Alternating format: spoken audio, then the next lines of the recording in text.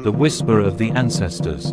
The air grew colder as Amadi, now deep within the heart of the forest, heard whispers not from the trees, but from the spirits of his ancestors.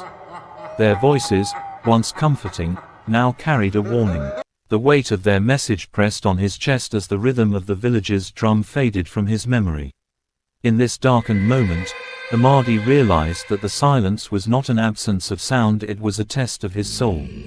The drummer's dilemma. Amadi stood at the crossroads, literally and figuratively.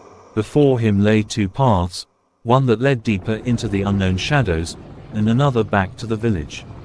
But to return without understanding the silence meant returning without his voice. He glanced at his djembe, now silent in his hands, a reminder of the power he once commanded.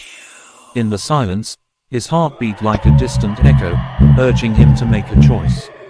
The dance of shadows. As Amadi walked the path into the shadows, he felt the presence of something ancient. Figures emerged from the darkness, their forms twisting and shifting like smoke.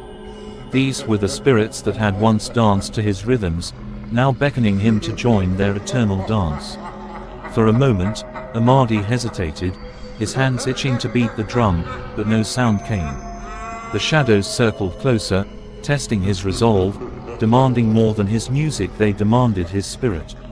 Scene 12, the return of the drum. With his spirit stretched between the living world and the shadows, Amadi closed his eyes and let go of the need to control the rhythm. In that surrender, a new beat emerged not from his hands, but from within his soul. The shadows recoiled, and the drum, now vibrating with life, echoed through the forest once more. Amadi had passed the test, but he knew he could never play the same way again.